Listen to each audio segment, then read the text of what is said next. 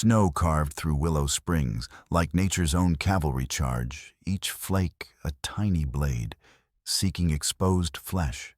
The December wind shrieked between weathered storefronts, driving townspeople deeper into their coats as they gathered with reluctant curiosity on the sheriff's office steps. Their collective breath rose like incense from some desperate prayer, mingling with the metallic taste of approaching storm. Through the restless crowd moved a young Cheyenne warrior, his passage as fluid as mountain water, finding its course. Hayamovy bore the quiet authority of 27 winters survived in country that devoured the weak without ceremony. A faded scar traced his left temple cavalry steel's kiss during troubles 3 years past, while obsidian eyes cataloged faces and escape routes with predator's instinct.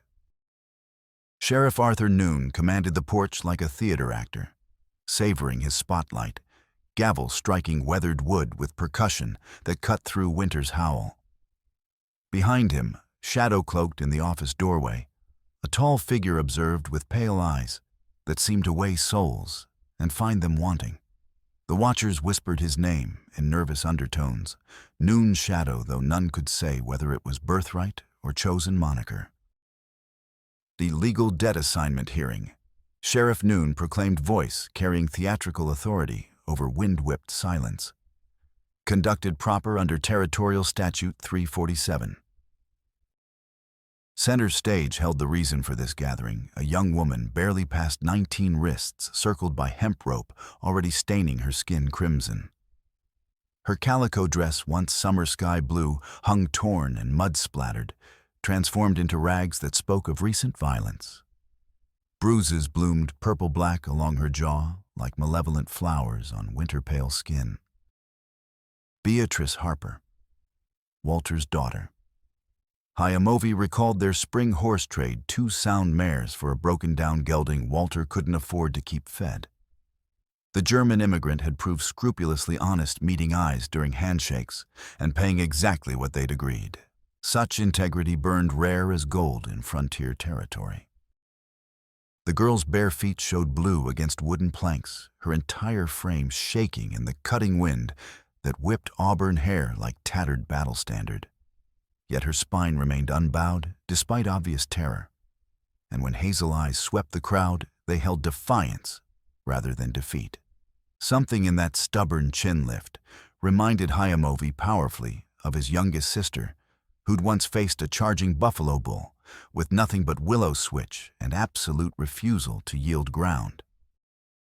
Behind her frightened mask, he glimpsed bone structure that tugged at ancestral memory.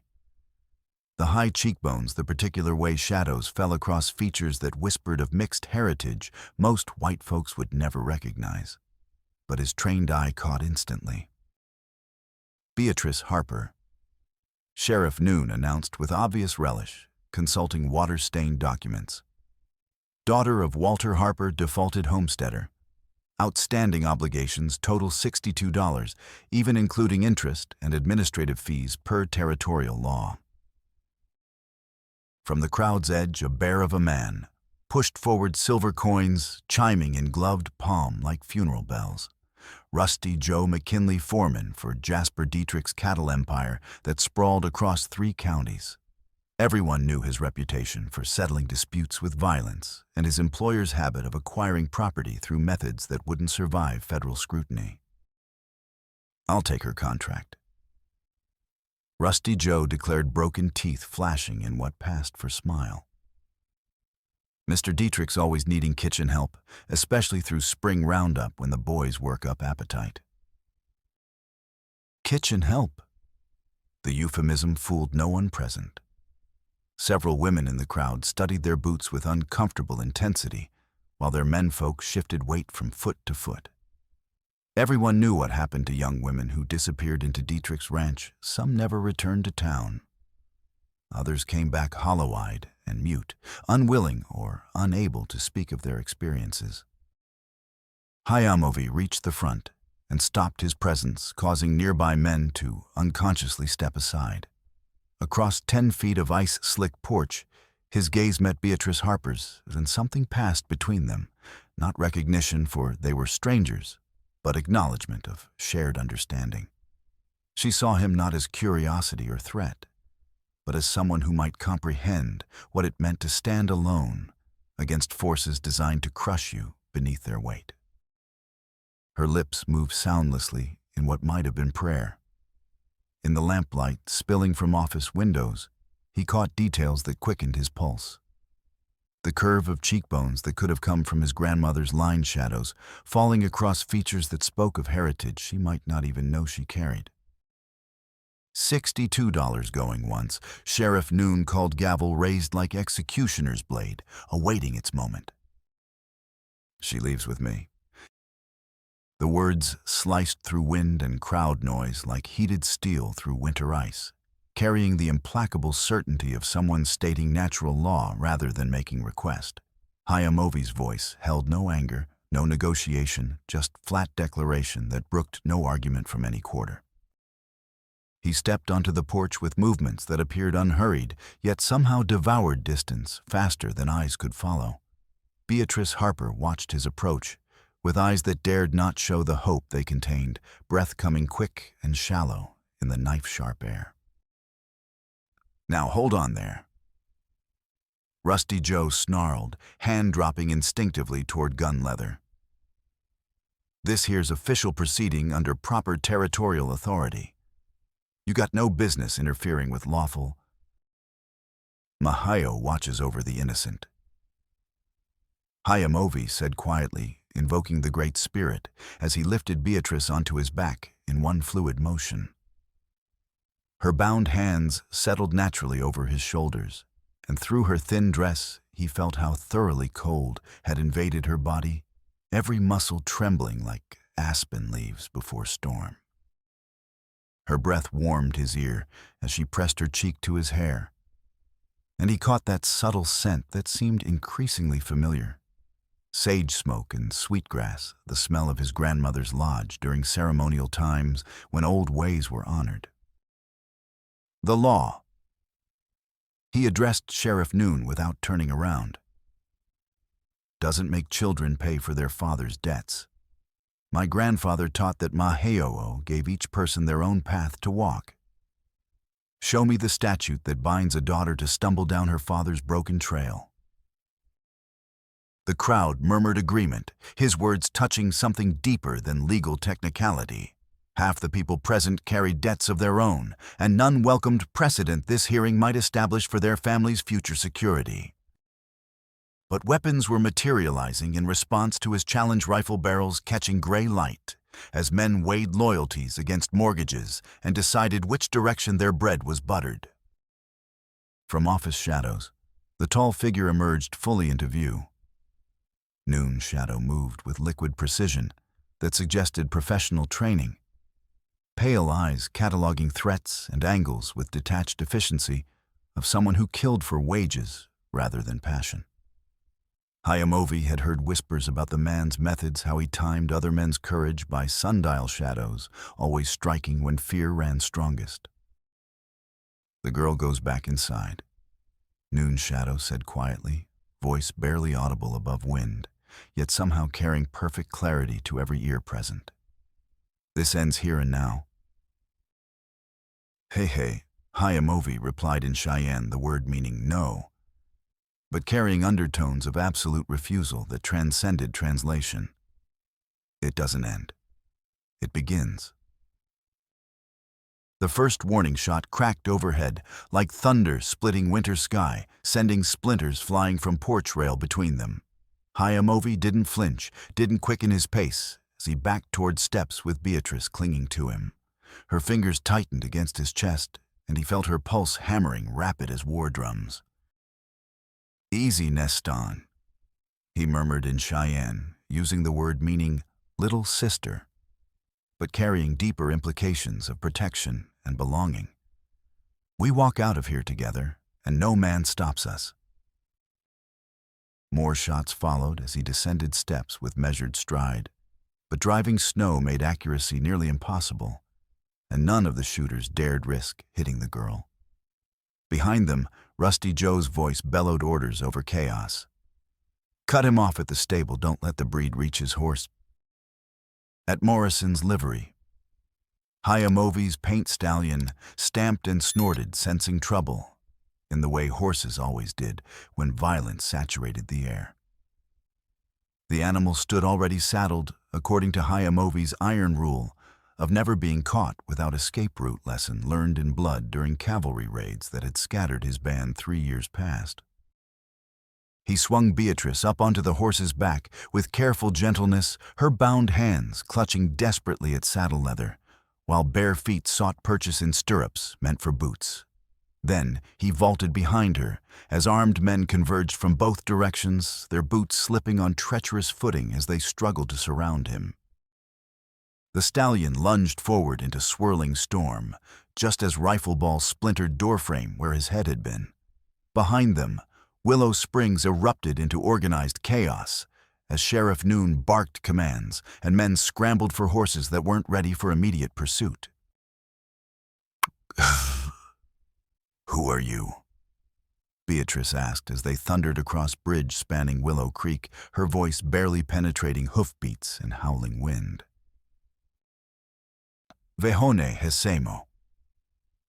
He answered in his grandfather's tongue, then translated, "Someone who remembers that strength must protect weakness, or Maheoo sends wolves to teach us better manners." The paint's hooves struck sparks from frozen planks as pursuit organized behind them like gathering thunderclouds. Soon they'd have half the county following their trail, but ahead lay open country where a man who knew ancient ways might disappear into winter's embrace. For now, they were free racing toward whatever sanctuary wilderness might offer two souls who'd found each other across the divide, meant to separate their peoples forever. 3 days before the confrontation that would shatter all their lives, Hayamovi had been checking winter trap lines when old Emmett Morrison brought news that would drag him into events beyond his control. The stablemen climbed rocky path with obvious difficulty, left leg dragging from wounds earned at Antietam that had taught him the bitter difference between glory and survival.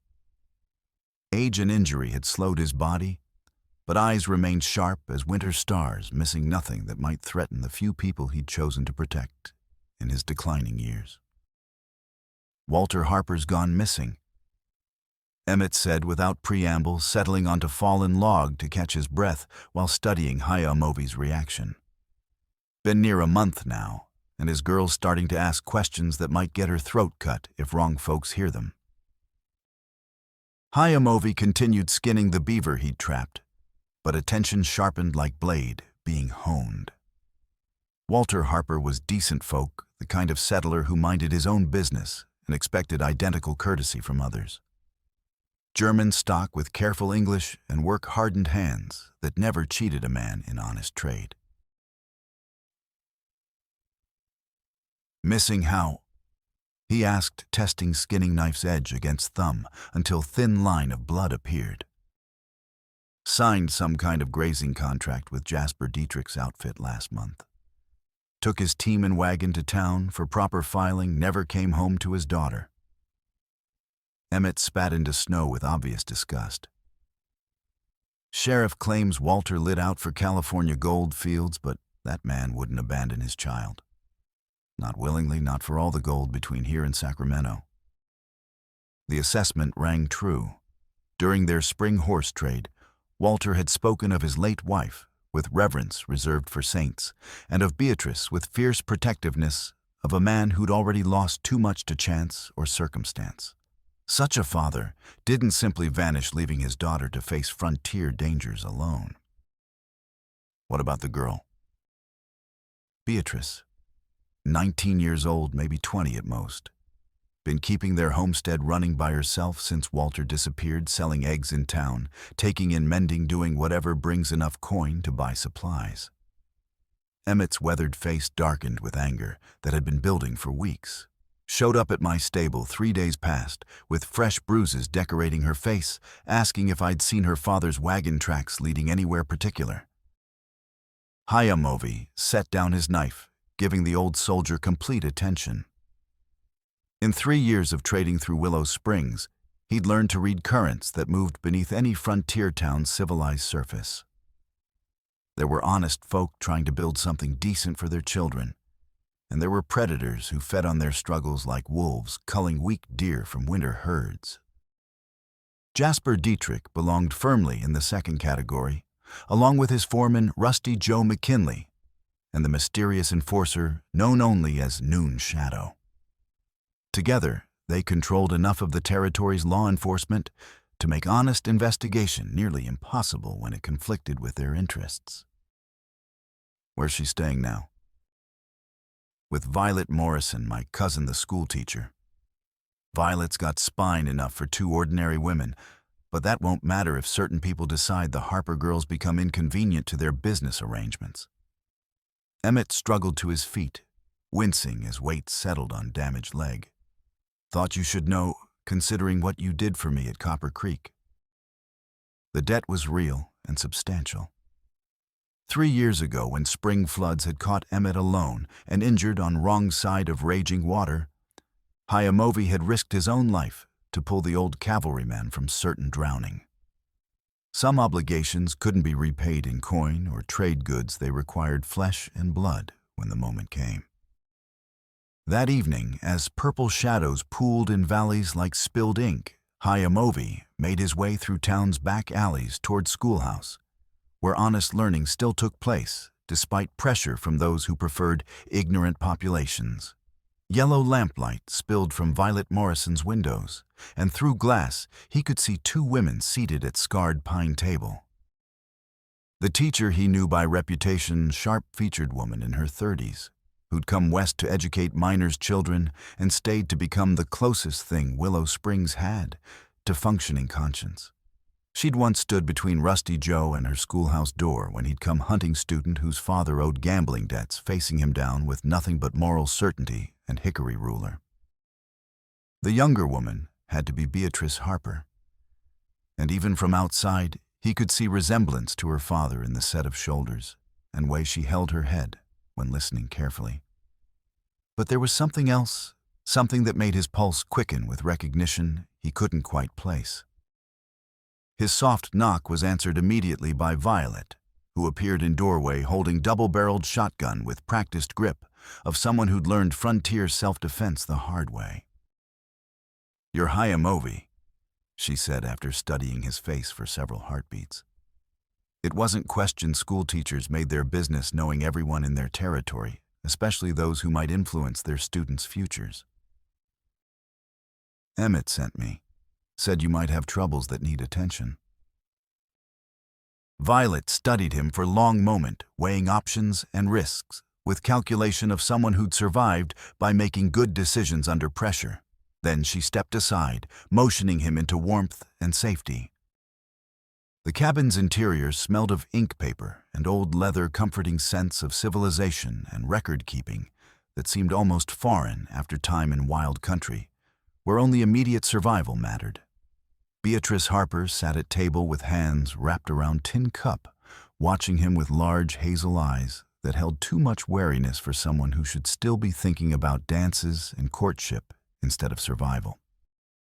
Even in lamplight, he could see signs of recent rough treatment, rope burns on wrists, where someone had tied her, careful movements suggesting tender ribs and hollow look of someone who hadn't eaten properly in days. But beneath fear and exhaustion, he glimpsed steel that reminded him powerfully of women in his own family. As she lifted her cup to drink, he noticed something that made his breath catch, a small, crescent-shaped birthmark behind her left ear, identical to sacred moon symbol his people tattooed on children born under winter skies. Combined with her bone structure and the particular shade of her skin, it suggested mixed heritage that most white folks would never notice, but that his trained eye recognized instantly. "Tell me about your father," he said gently, settling into chair Violet indicated while keeping hands visible and non-threatening.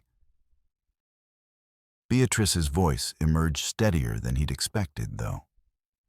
Fingers trembled slightly as she set down her cup. "Papa signed grazing contract 5 weeks ago. Mr. Dietrich's foreman came to our homestead, said they needed winter pasture for their cattle, and would pay $20 for 3 months' use of our north section. Your father couldn't read the contract terms himself? He could manage simple English, but legal language. She shook her head auburn hair, catching lamplight, like burnished copper. Usually, he brought important papers to Violet for explanation before signing anything that might affect our future. But Rusty Joe said Mr. Dietrich needed answer that same day, or offer would go to another homesteader who wouldn't hesitate. She paused, gathering memories that clearly brought pain to recall in detail, when she continued guilt-colored every word like blood-staining clean cloth. Papa was excited about the money. $20 would have carried us through winter with enough left over for spring seed and maybe even fabric for new dress I'd been wanting.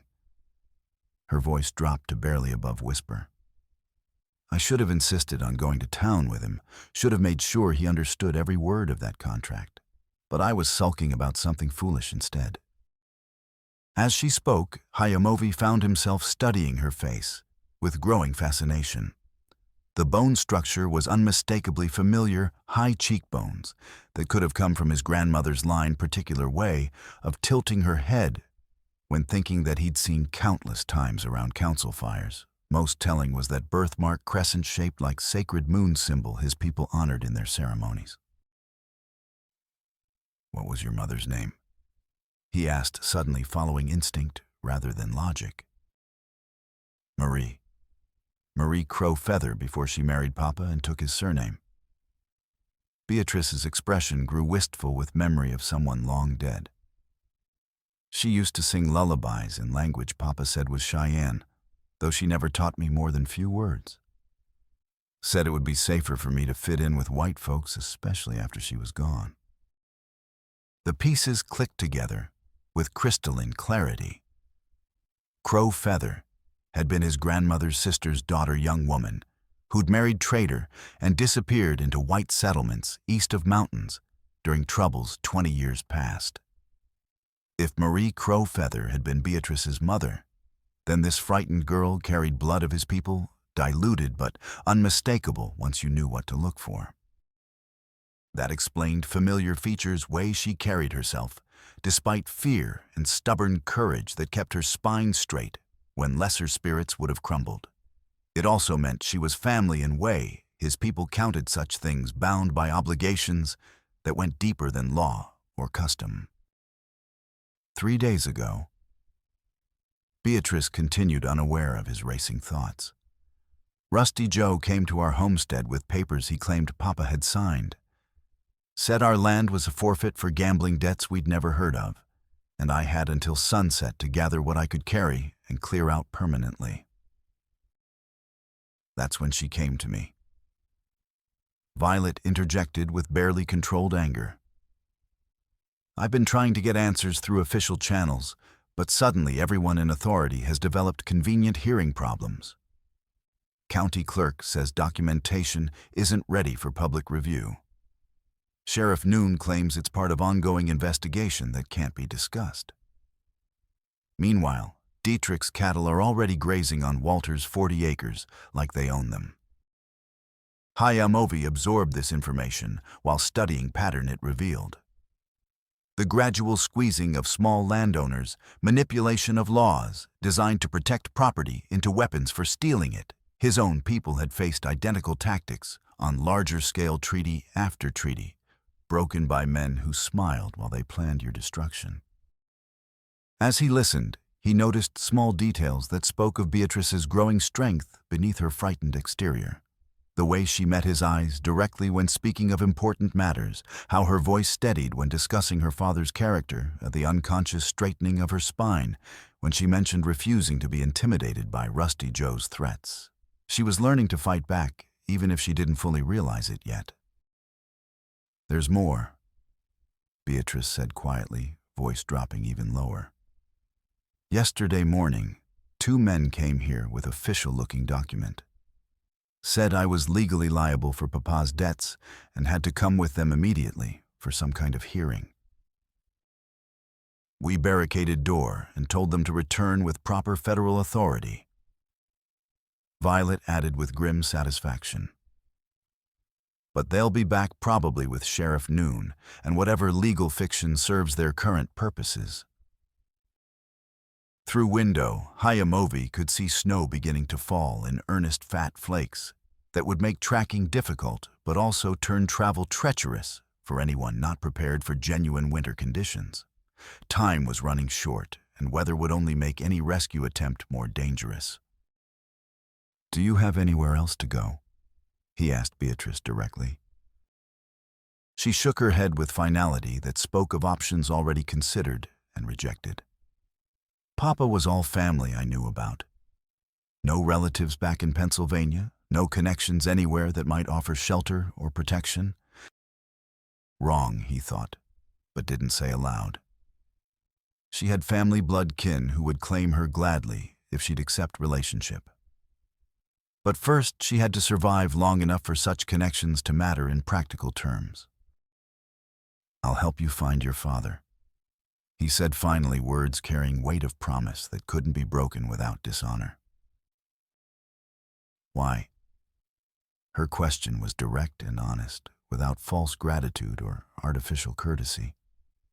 "You don't owe us anything, don't even know us beyond Papa's horse trade." How could he explain that her situation echoed losses too personal to share with strangers? 3 years ago, his younger brother Dakota had died trying to recover horses stolen by white ranchers, not war raid or territorial dispute, but desperate attempt to reclaim property taken by men who considered Indian ownership legal impossibility. Territorial authorities had ruled it justified defense of private property, despite horses bearing clear Cheyenne brands and grazing peacefully, until armed men drove them off at gunpoint. Because Maheoo teaches that when you see injustice, you can walk away and let evil flourish, or you can stand and fight, so others need not suffer what you've endured. He met her eyes steadily. "Your situation reminds me that some fights choose you whether you want them or not." As he spoke, he noticed how Beatrice leaned forward slightly, hanging on his words with intensity that suggested she was memorizing them for future strength. Her hands had stopped trembling, and there was new steel in her gaze that hadn't been there when he'd first entered. That night, as he rode back toward his hidden camp in hills above town, Hayamovi found himself thinking about Beatrice Harper's transformation during their conversation. How she'd grown visibly stronger as they talked, how her voice had gained confidence when discussing her father's character, and her own determination to see justice done. Such faith and growing courage were rare enough to be precious worth protecting, even at considerable personal cost. The next morning brought crisis that would force immediate action and change all their lives forever. Dawn was still gray possibility when heavy boots announced unwelcome visitors to Violet Morrison's front door. Through cabin's rear window, Hayamovi could see both women pressed against kitchen wall teacher with shotgun trained steadily on entrance, while Beatrice gripped poker from fireplace, ready to fight, rather than submit quietly to whatever fate awaited her. He noticed immediately how Beatrice had positioned herself not cowering behind Violet, but slightly to one side, where she could support the teacher if fighting began. Small change, but it spoke of someone learning to think tactically rather than simply react with fear. "Miss Morrison." Sheriff Noon's voice carried official authority, mixed with barely concealed anticipation of victory. "I have proper legal writs here for Harper Girl. Don't make this harder than necessary by resisting lawful process." Hayamovi counted 5 men through front window. Noon 2 deputies, Rusty Joe, and tall figure in black, who could only be legendary Noon Shadow. The gunfighter stood apart from others, pale eyes cataloging surroundings with professional interest, while right hand rested casually near holstered Colt. "Let me see those writs," Violet called back, voice steady despite obvious tension crackling through small cabin like electricity before thunderstorm. Sheriff Noon held up several official-looking documents, waving them theatrically for her inspection through window glass. Debt assignment under Territorial Statute 347. Girl's father defaulted on legitimate business obligations, and she's legally bound to make restitution through domestic service until debt is satisfied. Hayamovi had heard enough legal fiction for one lifetime. He stepped onto porch with deliberate calm boots, announcing his presence on frozen planks. Sheriff Noon spun around with hand dropping instinctively toward gun butt. "Easy there, Sheriff," Hayamovi said mildly, raising hands in apparently peaceful gesture. "Just came to check on ladies' welfare, make sure they're not being troubled by unwanted attention." "This doesn't concern you, Indian." "Etonituo concerns everyone who draws breath under Maheoo's sky." Hayamovi replied, mixing English with Cheyenne in a way that made his meaning clear despite foreign words. "But I'm curious about those documents you're brandishing like weapons. Mind if I examine them for proper form and content?" Noon's jaw tightened visibly, muscles jumping with suppressed anger.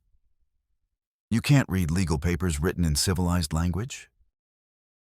"Wonemehautsam," Hayamovi said quietly, Cheyenne phrase meaning, "I understand more than you think." "Try me, Sheriff. My education might surprise you." For several heartbeats, two men stared at each other across 3 feet of ice-slick porch planks, while tension built like pressure in boiler approaching explosion. Then Noon, perhaps calculating that cooperation might avoid immediate complications, grudgingly held out document packet. Hayamovi accepted papers with steady hands, scanning dense legal language, while cataloging escape routes and weapon positions with automatic precision born of years surviving in hostile territory. The writs were masterfully crafted deceptions, buried clauses granting far more authority than simple debt collection provisions allowing seizure of property, assignment of labor. Even transportation of debtor to locations outside territorial jurisdiction. But what caught his attention was signature work. Too perfect, too controlled, lacking natural variations that came from muscle memory developed over years of practice. Someone had traced Walter Harper's name, using another document as template, probably homestead filing that would be on record at county office. When did Walter Harper sign this particular document? He asked with deceptive casualness. Last month, when he realized he couldn't honor his gambling debts. Rusty Joe answered too quickly, eyes shifting left in classic tell of poor liar. Smart man who knew when he was beat fair and square. Interesting. Hayamovi folded writ carefully, tucking it inside his shirt despite Noon's obvious displeasure. "I'd like to see original grazing contract that supposedly created these debts. For comparison purposes, you understand." "That's not your concern." Noon began with rising anger. "Actually, it is my concern, Sheriff." Hayamovi's voice carried quiet authority that came from bloodline and training most white men couldn't recognize. "See, I traded horses with Walter Harper just 2 months past. Good horses, fair payment handshake bargain that both sides honored completely. Man who keeps his word to Indians doesn't usually break faith with white businessmen." Noon's shadow stepped forward for first-time movement, carrying implicit threat like storm clouds gathering on clear horizon. Give back the paper breed or face consequences of theft from territorial officer. The slur hung in cold air like challenge waiting to be answered. Hayamovi felt familiar tightness in chest that preceded violence, but kept voice level and reasonable. "Namahotame," he said in Cheyenne, then translated, "Come and take it if you think you can." Before anyone could move to accept that invitation, Violet Morrison's voice cut through mounting tension from behind her barricaded door. "Sheriff Noon, you know perfectly well. Those writs are fraudulent documents created to legitimize theft." The door opened to reveal teacher with shotgun at ready position, while Beatrice emerged close behind her. In morning light, Hayamovi could see details he'd missed previous evening, careful way. Beatrice moved favoring ribs someone had probably kicked during questioning and determined set of jaw that spoke of inner steel carefully hidden beneath frightened exterior. More importantly, he noticed how she'd positioned herself again, not hiding behind Violet, but ready to support her if violence erupted. She was learning faster than he'd expected. "That's serious accusation, Miss Morrison," Noon said with dangerous calm. "It's serious crime, Sheriff." Violet looked directly at Hayamovi with eyes that held desperate hope. "Show him what we found hidden in Walter's personal effects." Beatrice stepped forward, pressing something small into Hayamovi's palm, while her fingers brushed his with contact that sent unexpected warmth up his arm. The paper was water-stained and fragile, but writing was still legible despite obvious age and rough handling. It was receipt from county clerk's office stamped with official seal that had bled and blurred from moisture exposure. Transaction description read, "Bill of sale, 2 oxen, 1 wagon, sundry farming implements. Seller, Walter Harper. Buyer, A. Jasper Dietrich. Witnessed by A. Jasper Dietrich." The signature was genuinely Walter's shaky but authentic, lacking mechanical perfection of traced version on debt assignment. But witness line bore handwriting identical to forged writ, same pressure and letter formation, revealing same hand at work. "Where did you find this?" he asked Beatrice quietly, noting how she stayed close enough that he could smell faint scent of sage and sweetgrass that clung to her hair like inherited memory. "Sewn into lining of Papa's winter coat," she whispered, voice carrying pain of discovery mixed with determination to see justice done. "The one he left behind when he went to town. I was mending torn seam when I felt something crinkle inside fabric." Hayamovi held receipt next to debt assignment, positioning them so everyone present could see identical handwriting that proved systematic forgery. According to this authentic document, Walter Harper sold his livestock to Jasper Dietrich for fair payment. But according to your writ, he owed money to same man for gambling losses. Curious how someone can both sell to and owe money to same party for same transaction. Sheriff Noon's face flushed brick red with embarrassment and growing anger. Those could represent separate business dealings conducted on different dates. "Could be," Hayamovi agreed reasonably. "Except for one small problem that reveals entire deception. Look at witness signature on bill of sale." He held both documents where everyone could examine handwriting closely. Jasper Dietrich witnessed his own livestock purchase that violates territorial law regarding proper documentation of major transactions. Unless Mr. Dietrich has developed ability to be in 2 places simultaneously, someone forged his signature to legitimize theft. Rusty Joe's hand dropped to gun butt with obvious intent. "Enough legal talk, Indian. Girl comes with us now, willing or otherwise." Hey, Hayamovi said firmly, Cheyenne negative carrying undertones that needed no translation. "She doesn't." What followed unfolded with terrible inevitability of avalanche or flood natural disaster that destroys everything in its path, regardless of human wishes or prayers. Rusty Joe drew his Colt with practiced speed, but Hayamovi was already moving, grabbing Beatrice around waist and pulling her behind Porch's thick support beam as first shot splintered wood inches from his head. "Stay low," he commanded, feeling her body press against his as they took cover.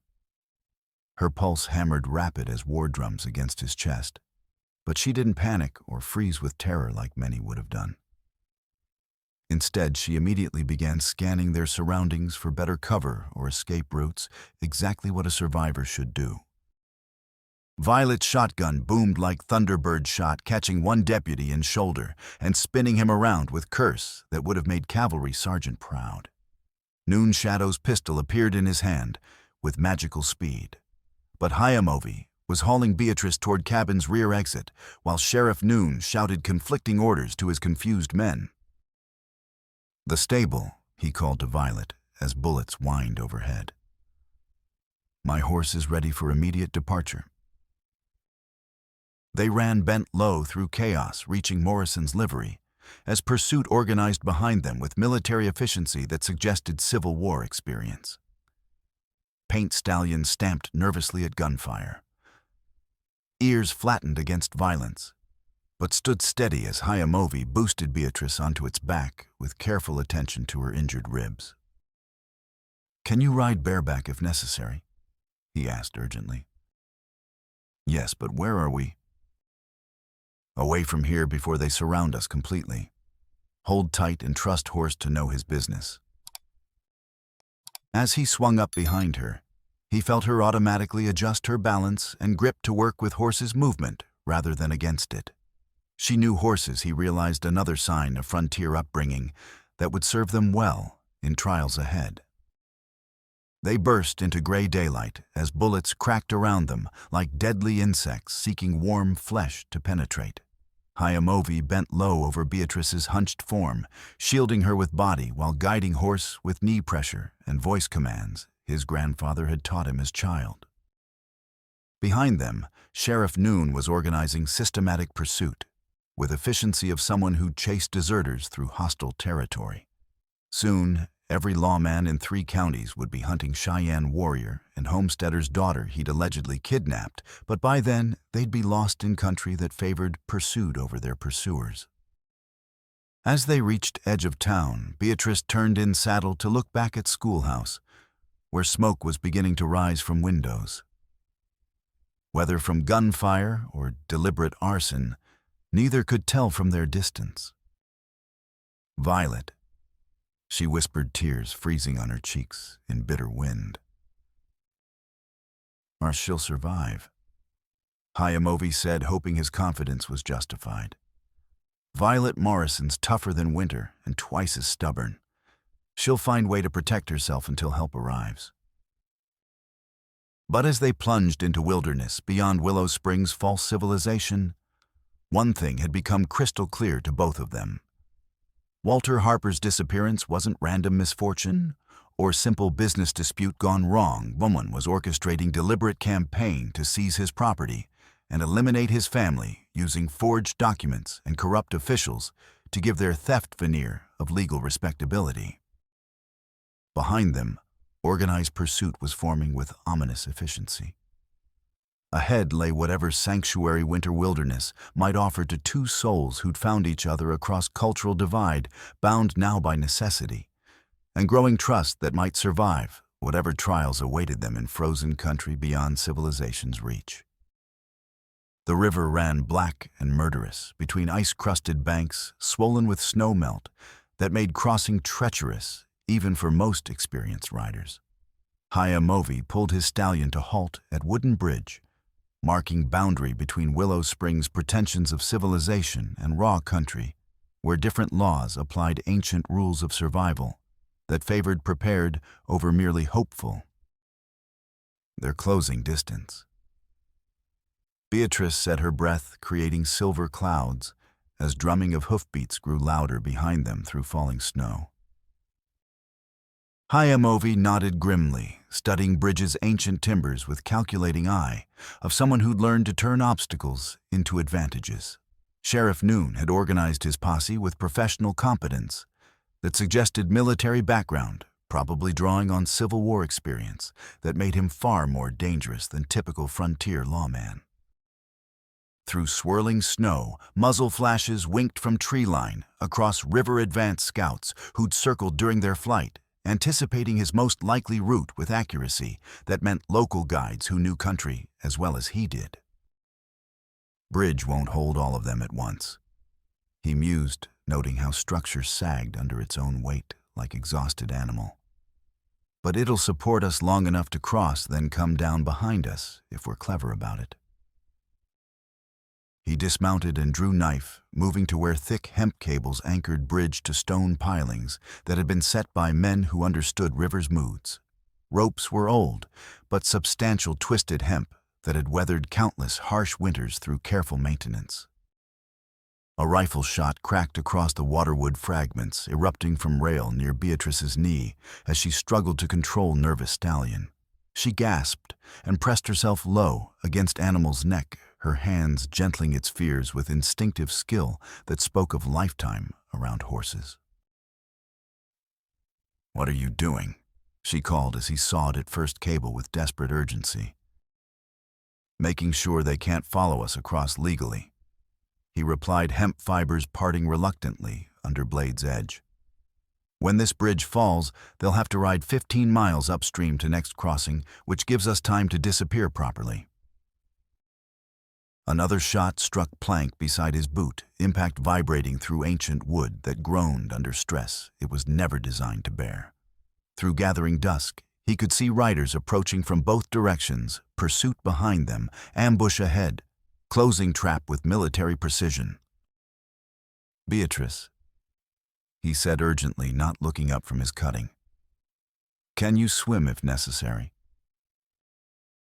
In water that cold, it would kill us both within minutes."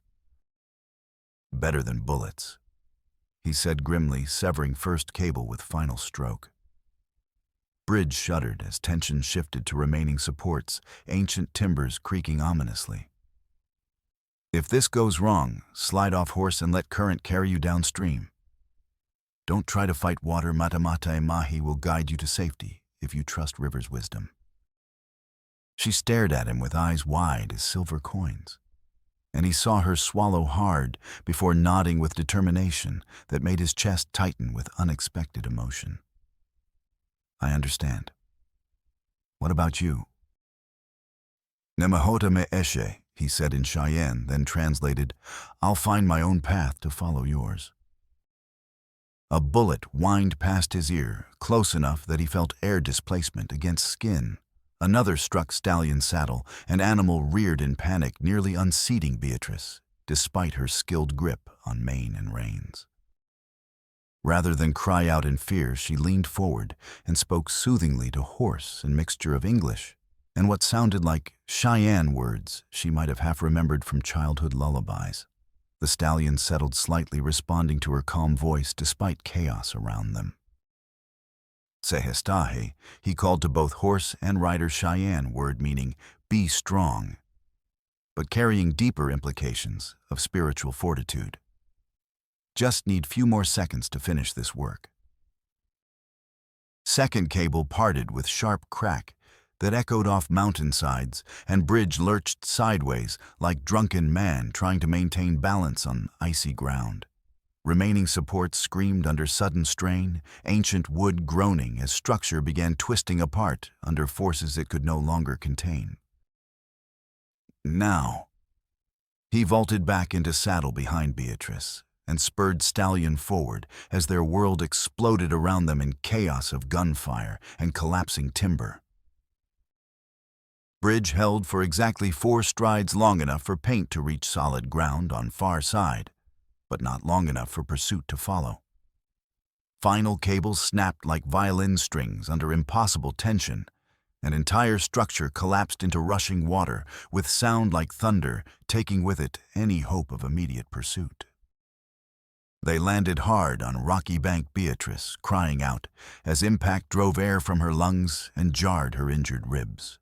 Behind them, angry water swallowed last of bridge timbers, leaving nothing but empty space where crossing had been moments before. On far side, Sheriff Noon and his men sat their horses in frustrated silence, separated by 200 yards of impassable current that might as well have been 2,000 miles. One deputy raised rifle for long shot, but Noon knocked weapon aside with sharp command that carried clearly across water. "This ain't finished," Rusty Joe bellowed from distant bank. "We'll find another way around, and when we do, you'll pay for this interference." Hayamovi had no doubt Foreman spoke truth. Detour would cost precious hours, but determined men could cover ground quickly when properly motivated. He turned Stallion away from river and rode deeper into wilderness, following game trails that twisted through stands of pine and aspen. Behind him, Beatrice sat quietly, despite everything they'd endured in past hour. Her composure continued to impress him. Many people would have been hysterical after such violence and terror. But she maintained steady grip on both saddle leather and her own emotions with strength that reminded him of his sister facing down that charging buffalo. "You're bleeding," she said, suddenly, voice cutting through wind with observation that made him glance down at his sleeve. Dark stain was spreading across his left forearm where bullet had creased muscle, not serious wound, but one that would need attention before infection could set in and cause real problems. "It'll keep until we find proper shelter," he said dismissively. "No, it won't." Her voice carried quiet authority. He was beginning to recognize tone of someone accustomed to being obeyed in matters of practical necessity. "Pull up behind those rocks where we can work without being seen." Something in her certainty made him comply before he'd consciously decided to do so, guiding Stallion into shelter of boulder field that would hide them from observation while providing wind protection. Rocks also offered multiple escape routes if pursuit arrived sooner than expected. Beatrice slid down from horse with careful grace, bare feet finding purchase on snow-covered stone, despite cold that would have numbed most people into helplessness. Despite recent trauma and ongoing danger, she moved with purpose that spoke of inner strength, carefully hidden beneath frightened exterior. "Cut these ropes," she said, holding out bound wrists with steady hands. "I can't tend your wound properly with my fingers tied." Hayamovi hesitated for heartbeat. Once freed, she could run, though. In this country on foot in winter weather, she wouldn't survive single night alone. But desperation had driven people to attempt more foolish escapes when terror overcame rational thought. "I'm not going anywhere," she said, reading his expression with uncomfortable accuracy. "You saved my life back there, risked everything to help stranger. Least I can do is return favor when you need it." He cut ropes with 2 quick strokes, watching as she rubbed circulation back into rope-burned wrists with movements that spoke of careful self-control. Then she approached to examine his wounded arm with efficiency that suggested real medical training rather than simple frontier first aid. Mama was midwife before fever took her. Beatrice explained, carefully pushing back his shirt sleeve to expose bullet crease. Her touch was gentle but sure, fingers exploring wounds' edges with professional competence. "Taught me to clean wounds, set bones, deliver babies when necessary. This isn't too serious, clean through muscle, missed bone completely." Her touch was warm against his skin as she cleaned wound with snow, then tore strips from her petticoat to fashion proper bandages. Hayamovi found himself studying her face as she worked, noting concentration in hazel eyes and way she bit lower lip when focusing on delicate tasks. There was something almost ritualistic about her movements. He realized same careful attention to detail his grandmother had shown when preparing healing medicines or tending injured warriors. Heritage calling to heritage across cultural boundaries that had never been as absolute as either society pretended. As she worked, he noticed other details that spoke of her growing confidence. Her movements were becoming more decisive, less hesitant. When she encountered a knot in the improvised bandage, she didn't fumble with it, but efficiently retied it in a better configuration. Small changes, but they spoke of someone learning to trust her own competence under pressure.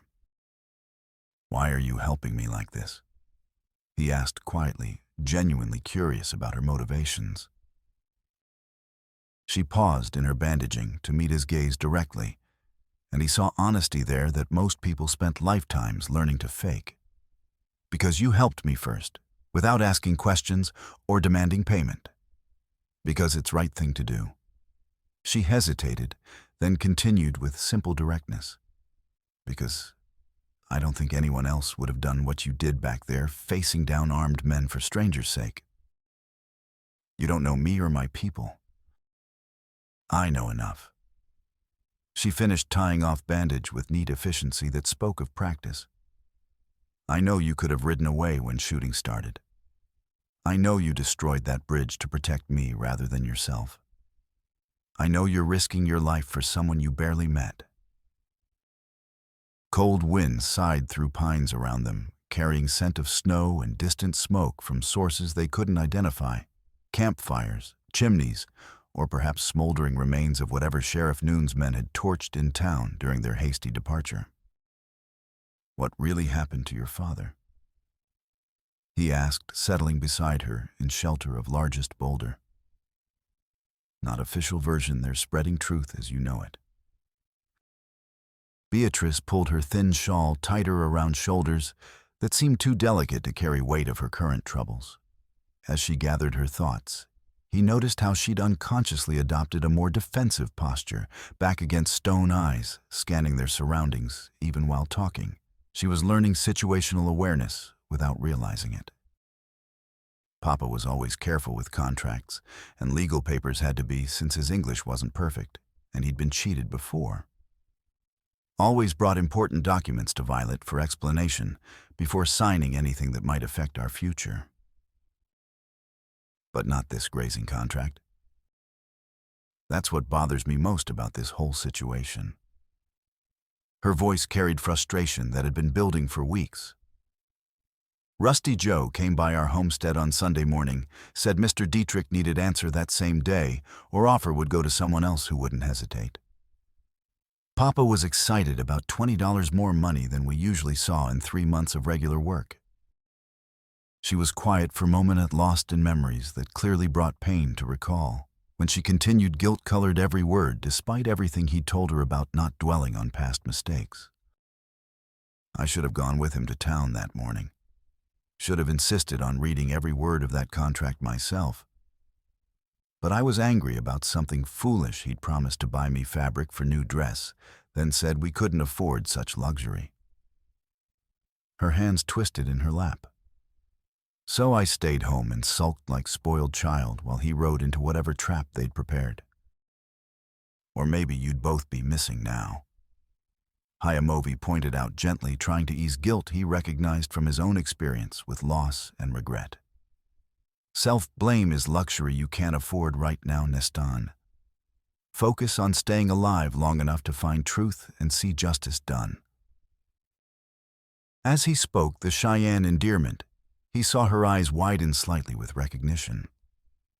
She might not understand the exact meaning, but something in the sound resonated with half-forgotten memories of her mother's voice, singing lullabies in the old tongue. Distant sound made them both freeze among concealing rocks, rhythmic thudding of multiple horses moving at steady trot through snow that muffled but couldn't completely hide their approach. Posse had found upstream crossing faster than expected, probably with local guides who knew every ford and game trail and territory. Time to move again, he said, helping Beatrice to her feet with careful attention to her injured ribs. As she settled back into saddle, he felt warmth of her body against his chest and caught that subtle scent that seemed increasingly familiar, sage and sweetgrass smell of his grandmother's lodge during ceremonial times when old ways were honored properly. Thank you," she said simply as they resumed their flight into deepening wilderness. "For bandage, for believing me about Papa, for—" She paused, then finished with touching honesty. "For treating me like I matter, like my life has value beyond what men might pay for it." Her words settled in his chest like warm stone, carrying weight he wasn't sure he understood yet. During their brief acquaintance, she'd shown courage, intelligence, and moral certainty that reminded him of best qualities his people valued in their women. More than that, she'd trusted him completely, despite having every reason for suspicion and fear. The abandoned line shack, perched on mountainside like wounded bird seeking shelter, its roof partially collapsed and walls blackened by fire that had swept through years before. But stone chimneys still stood solid against wind and weather, and remaining walls provided crucial protection from elements that could kill as efficiently as any bullet. Cheyenne guided his exhausted stallion into ruins as full darkness settled over high country. Behind him, Beatrice slumped in saddle with fatigue that came from hours of riding through bitter cold lips, showing blue, despite her determined efforts to remain strong and uncomplaining. "Can you dismount on your own?" he asked gently, noting how she swayed when horse stopped moving. She nodded but moved slowly, limbs stiff from hours of gripping saddle leather, while freezing wind cut through her inadequate clothing. When her feet touched ground, she stumbled and would have fallen if he hadn't caught her elbow with steady hand. "Easy there. You're showing signs of serious cold exposure." "I'm managing," she said through chattering teeth, then immediately proved herself wrong by nearly collapsing against stone wall for support. But even as she struggled with exhaustion and cold, he noticed she was still thinking tactically, positioning herself where she could watch both entrances to their shelter, while staying close enough to help if he needed it. Survival instincts were becoming automatic responses.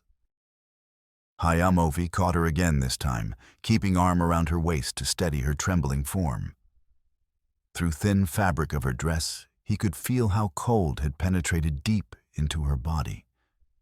Not just surface chill, but dangerous cold that settled into bones and stayed there until warmth drove it out completely. "We need to get you warm immediately," he said with urgency that made her look up at him with eyes that were starting to show glassy confusion of hypothermia. "Help me gather whatever dry wood we can find before you lose more body heat."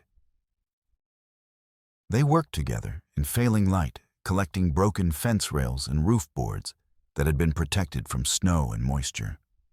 Her movements were becoming increasingly uncoordinated, but she persisted with stubborn determination that reminded him of her father's reputation for never giving up on difficult tasks.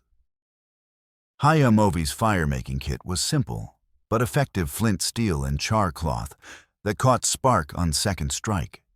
Soon they had modest but steady blaze, crackling an old fireplace flame, dancing against stone walls like prayers made visible. Beatrice huddled as close to fire as she dared, but her whole body continued shaking with cold that had penetrated too deep for surface warmth to cure quickly. Her breathing was becoming shallow, and he could see that dangerous, glassy look spreading across features that were becoming frighteningly pale. "Your dress is soaked through with melted snow," he said matter-of-factly, pulling his spare blanket from saddlebags with movements that brooked no argument. "You need to get out of those wet clothes before fabric freezes to your skin." She looked at him with eyes that showed both fear and confusion, brought on by advancing hypothermia. I can't. It's not proper. Aunt Nestani propriety won't matter if you die of cold exposure," he said gently but firmly, using Cheyenne word that conveyed both affection and protective responsibility. "I'll turn my back and watch for trouble while you change. Those wet clothes have to come off now, or we'll lose you to winter's embrace." He positioned himself facing doorway, while she reluctantly began undressing behind him, ears alert for any sound that might indicate pursuit, while his mind carefully avoided thinking about her vulnerability. The sounds were small and heartbreaking whisper of wet fabric, sharp intake of breath, as cold air hit bare skin, rustle of wool, as she wrapped herself in his blanket. "Done," she said finally, voice muffled by chattering teeth, but carrying note of trust that made his chest tighten with unexpected emotion.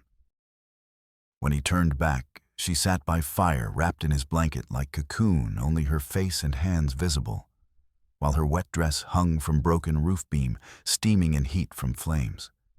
But she was still shivering violently, and he could see that warming process would take time they might not have. "Better," he asked, settling beside her while maintaining respectful distance that honored both her modesty and his own sense of proper behavior.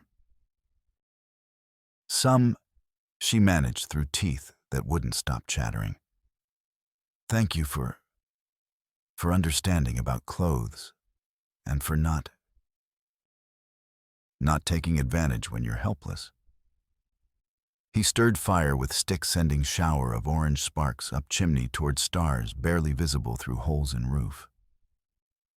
Maheo'o teaches that man's honor is measured by how he treats those who cannot defend themselves. My grandfather would haunt my dreams if I violated that teaching. They sat in companionable silence for while listening to wind howl around ruined walls and watching flames dance patterns that seemed to tell stories in language older than words.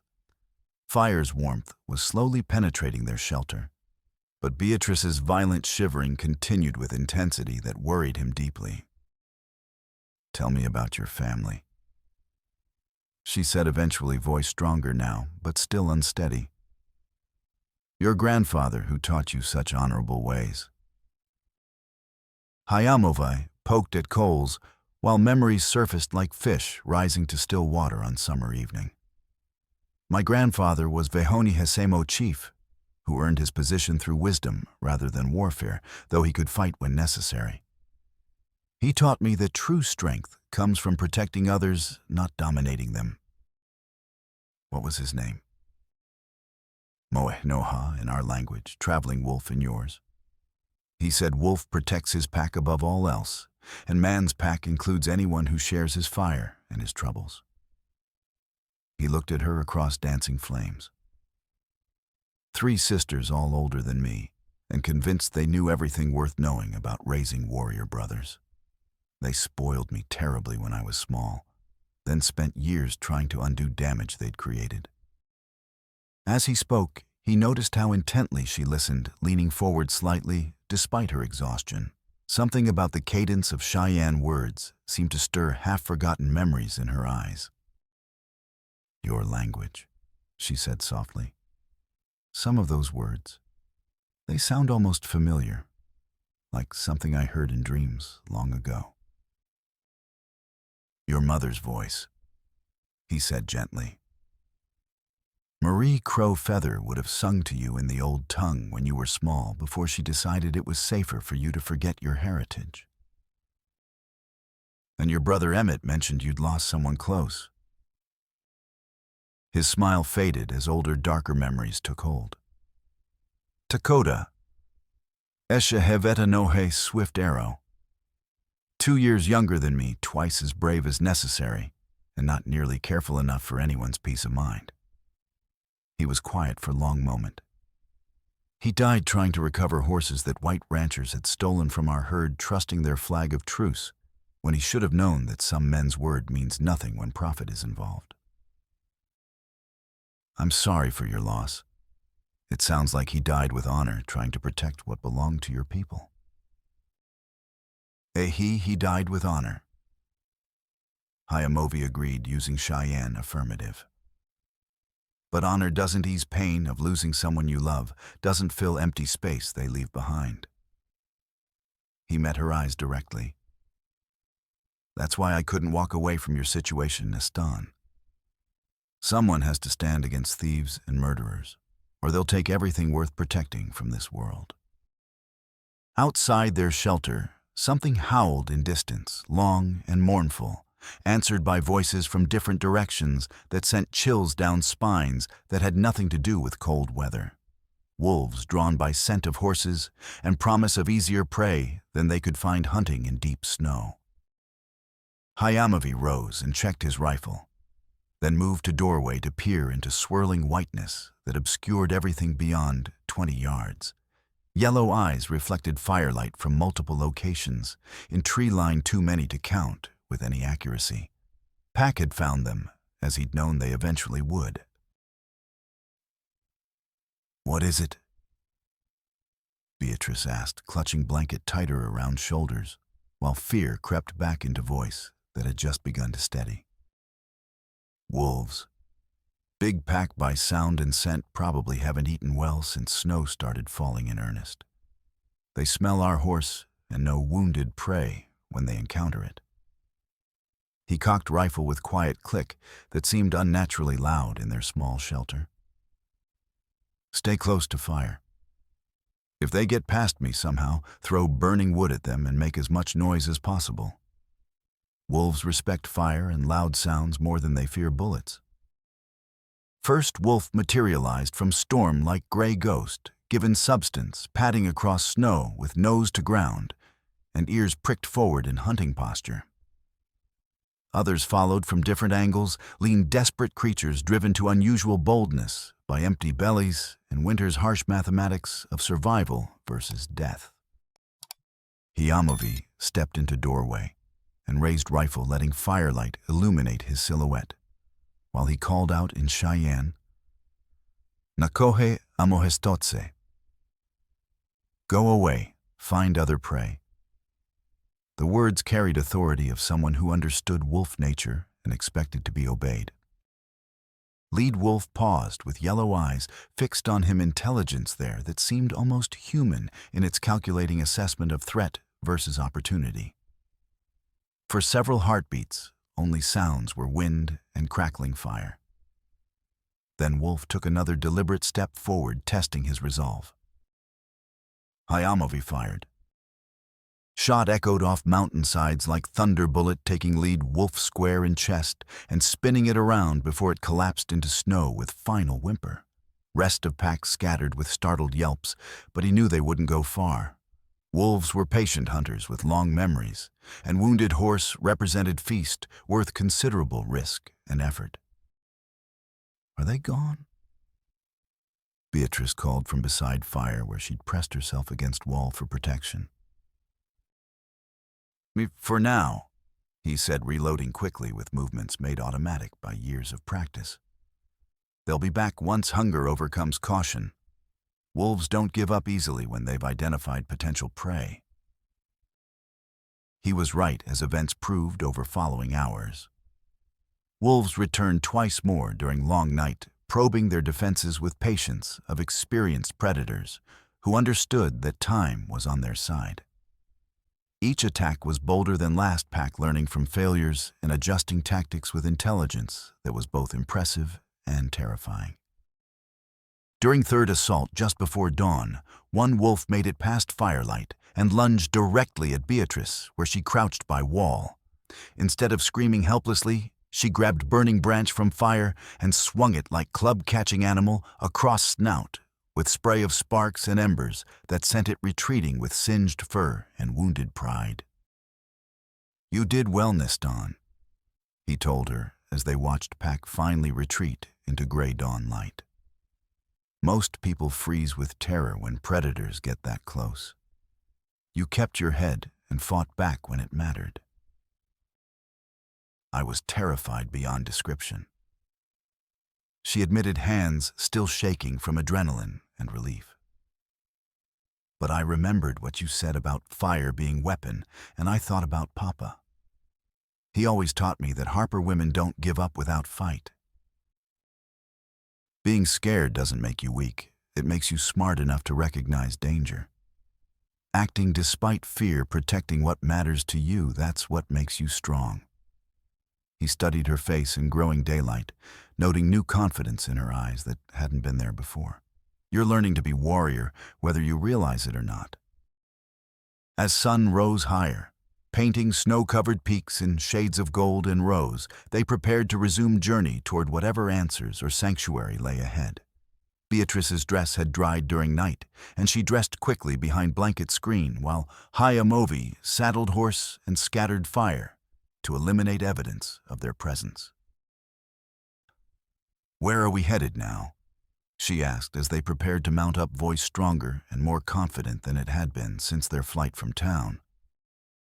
Prairie Rose, small settlement with county office that keeps official records plus telegraph line to territorial capital in Denver. If we can find proof those documents are forged, we might be able to contact federal authorities who aren't under Dietrich's influence. The county office at Prairie Rose crouched beside railroad depot like official afterthought. They approached in pre-dawn darkness, breath ghosting white, as they studied building from across frozen street. Settlement was small enough that strangers would be noticed immediately, especially Cheyenne warrior and white woman traveling together without visible chaperone. Clerk's name is William Morrison, Hayamovi said quietly as they tied horse behind general store. Violet's cousin by marriage. She managed to send word ahead through freight wagon driver, he should be expecting us. They waited until full darkness before crossing to office's rear entrance. Hayamovi's soft knock was answered almost immediately by a thin, nervous man in his 50s who peered at them through wire-rimmed spectacles with obvious anxiety. "Miss Beatrice, dear heaven child, what they've put you through." William Morrison looked like someone who'd spent entire adult life bent over ledger books, shoulders permanently rounded from years of careful penmanship. But his eyes held genuine compassion as he ushered them into warm interior. "Violet's letter reached me yesterday. What they've done to your family is absolutely unconscionable." Office interiors smelled of ink paper, an old leather comforting sense of civilization and record-keeping. Beatrice moved toward desk, where lamplight fell across stacks of official documents, her expression eager with hope. "I've pulled all files you'll want to examine," Morrison said, indicating careful arrangement of deed books and contract folders. Took considerable effort. Jasper Dietrich's been very interested in keeping certain records away from public scrutiny. But territorial law says county documents are public information, and I follow law regardless of pressure from local interests. Beatrice moved to desk and began examining papers with concentrated attention. Her fingers traced columns of figures and legal descriptions with growing expertise, and Hayamovi found himself watching her profile as she worked.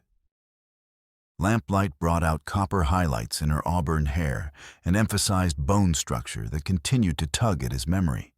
More than mere physical resemblance, though there was something in way she approached problems' methodical patience that reminded him of his grandmother working through complex tribal decisions. "Here it is," she said after several minutes of careful examination. Papa's homestead filing dated March 15, 1868. 160 acres properly witnessed and recorded according to territorial law. Hayamovi studied document over her shoulder, noting Walter Harper's genuine signature, along with official seals that made filing completely legal and binding.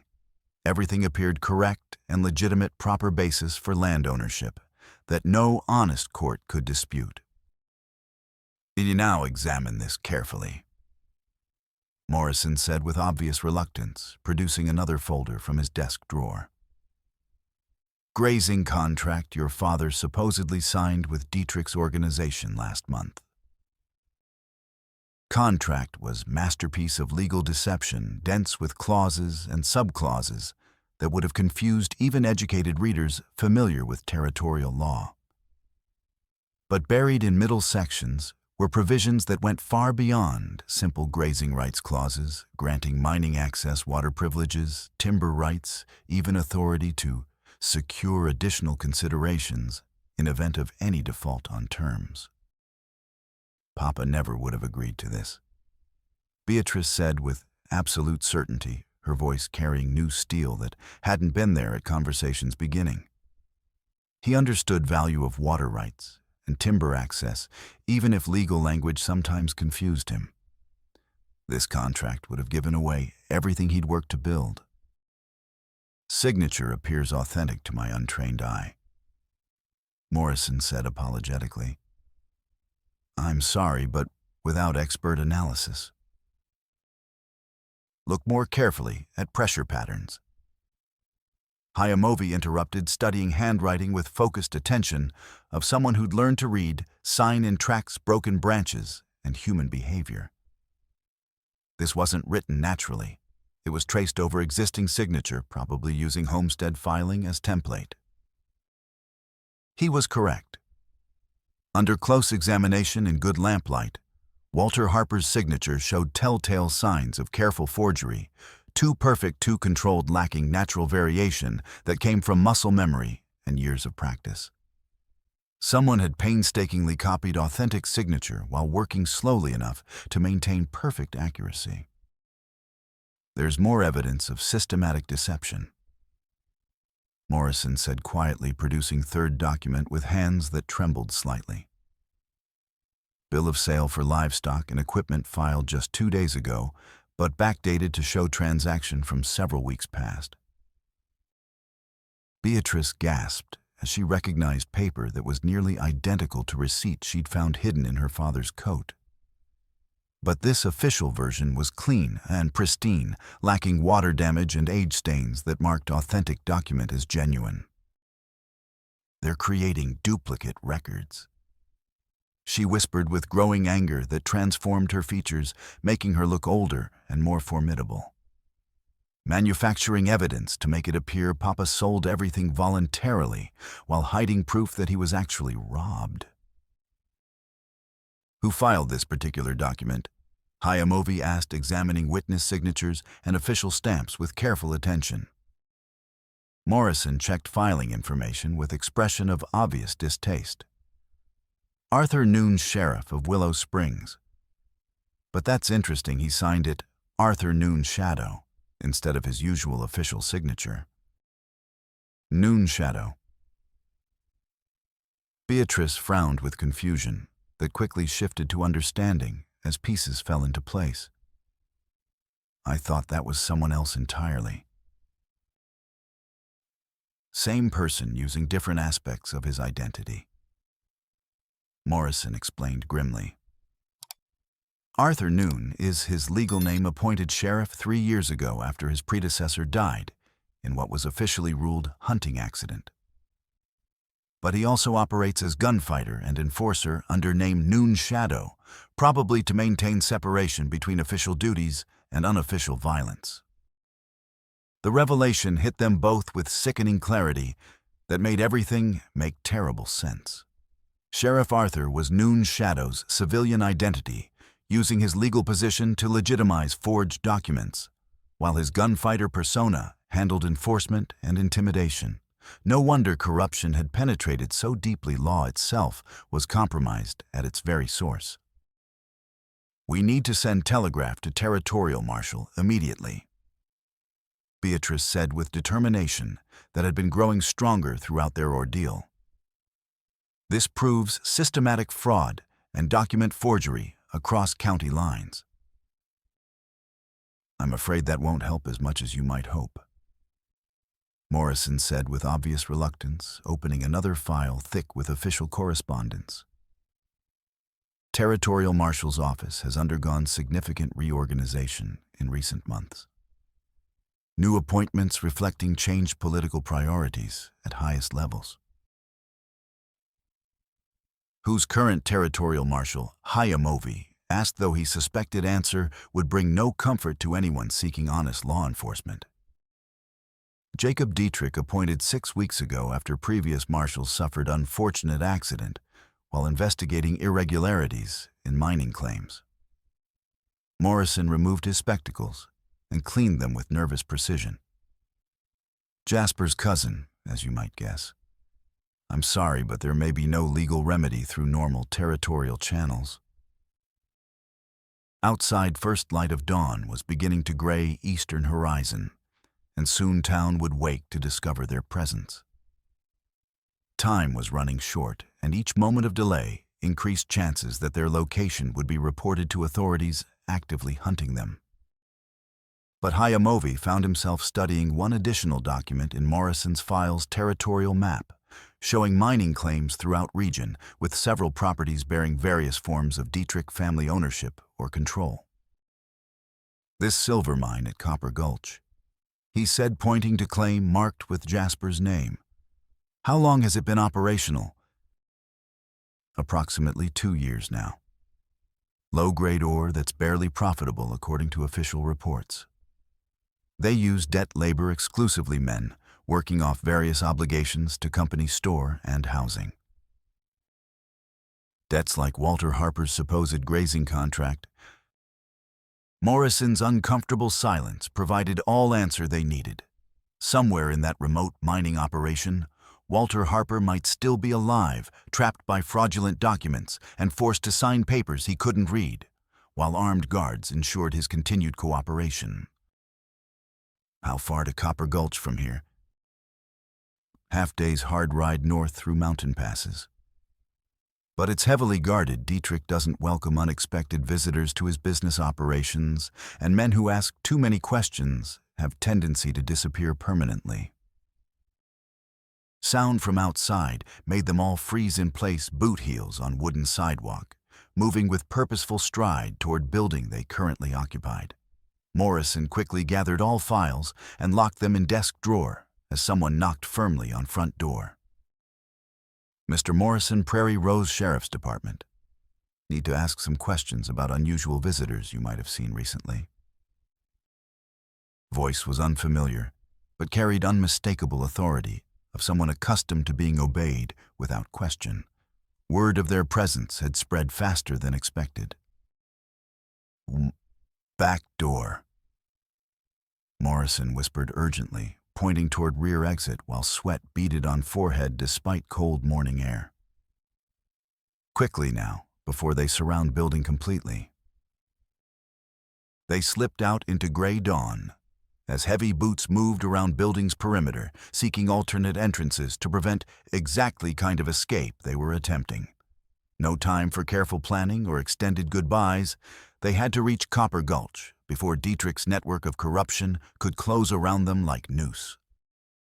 But as they ran through awakening town toward their hidden horse, Hayamovi couldn't shake feeling that they were walking into trap as carefully constructed as legal web that had already destroyed Walter Harper's life and freedom. Mine at Copper Gulch might hold answers they desperately needed, but it also held armed guards and men desperate enough to kill to protect secrets that could destroy entire criminal organization if exposed to proper authorities. Copper Gulch carved into mountainside like infected wound that refused to heal its entrance, marked by ore carts and skeletal framework of hoist system. Acrid smoke rose from several chimneys, and sound of picks against stone echoed from deep within tunnels where men labored in perpetual darkness for wages they'd never see.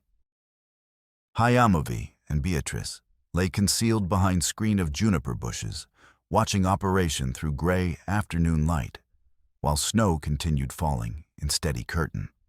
Armed guards patrolled camp perimeter with casual efficiency that suggested military training, while barbed wire fence surrounded workers' quarters where men in shabby clothes moved with defeated shuffle of spirits long since broken by systematic brutality. At least 8 guards visible from this position. Hayamovi whispered his breath, ghosting white in bitter air. Probably twice that number inside buildings and tunnels where we can't see them. There, Beatrice said urgently, pointing toward group of workers emerging from main shaft like souls escaping from underworld. Tall one with gray beard, dear heaven, is that really? Hayamovi studied figure through his rifle's telescopic sight, noting careful way the man favored his left leg and set of shoulders that seemed heartbreakingly familiar, despite weeks of hard labor and poor treatment. The prisoner was gaunt to point of genuine starvation, his clothes hanging loose on frame that had once carried much more weight, but posture and movement patterns were absolutely unmistakable. "That's your father?"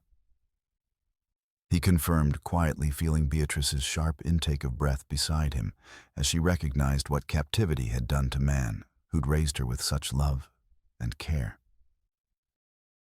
Walter Harper looked like he'd aged 20 years and months since his disappearance from home and family.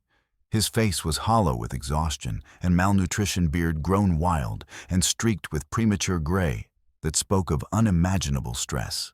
But he was alive, moving under his own power, and that represented far more hope than they dared to nurture during weeks of uncertainty and fear.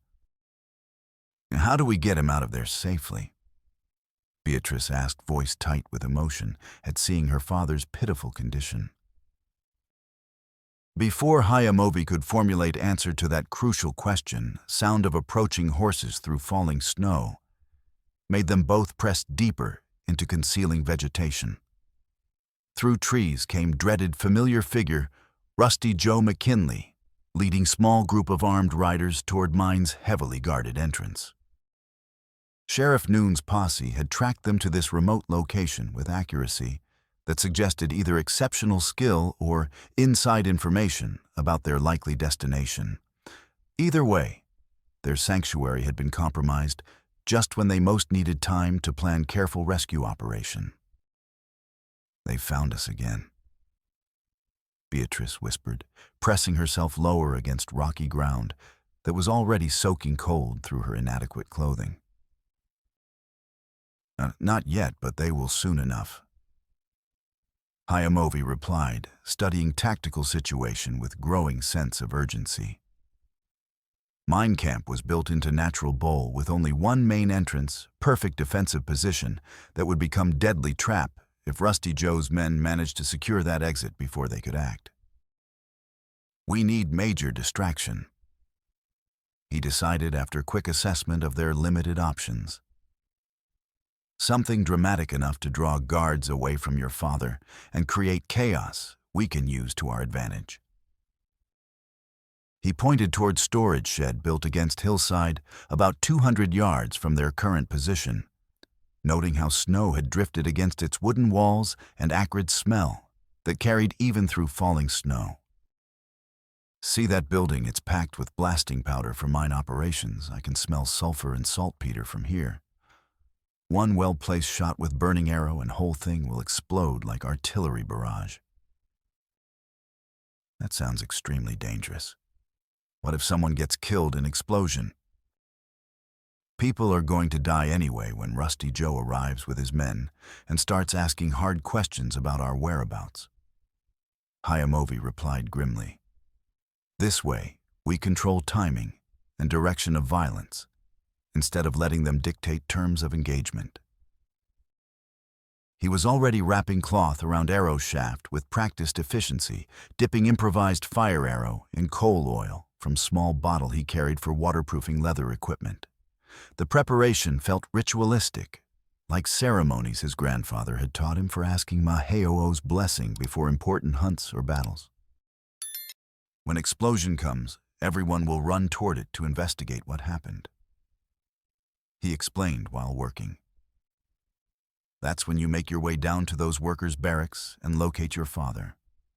I'll create additional chaos to cover your movement." "Wait," Beatrice said suddenly, her voice carrying new confidence he was learning to recognize. "I have better idea. What if we could get Papa to meet us part way instead of trying to reach him in middle of camp?" Hayamovi paused in his preparation, impressed by her tactical thinking. "What do you propose?" "Those work crews come and go on schedule. I've been watching pattern. Next shift change is in 20 minutes, and Papa's group always takes water break at that creek down there before going back into tunnels." She pointed to small stream that meandered just outside camp's main perimeter. "If we time explosion to coincide with break, Papa might be able to slip away in confusion without us having to fight our way through entire camp." It was sound thinking that showed she was developing real strategic sense under pressure. "Good plan, but we'd need way to signal him that we're here without alerting guards." Beatrice was quiet for a moment, and then her face lit with inspiration. "Mama used to sing me lullaby in Cheyenne when I was small. I still remember melody, though I don't know all words. If Papa heard it, he'd know it came from me because no one else would know that song." Hayamovi felt his chest tighten with unexpected emotion. If she could sing her mother's lullaby in the old tongue, it would indeed be signal only Walter would recognize, and it would also be first time she'd openly acknowledged her Cheyenne heritage. "Hey, that could work," he said softly. "But you'd have to get much closer to creek than this position allows, and timing would have to be perfect." As they worked out details of their improvised plan, Hayamovi noticed how naturally Beatrice had assumed partnership role rather than simply following his lead. She was making suggestions, identifying problems, proposing solutions, exactly what a good tactical partner should do. Her transformation from frightened victim to capable survivor was nearly complete. But as he prepared to light fire arrow, disaster struck their carefully laid plans. A guard patrol that shouldn't have been making rounds for another hour emerged from behind storage shed, 3 armed men who immediately spotted movement in juniper bushes where they lay concealed. Shouts of alarm echoed across camp as rifles swung toward their position.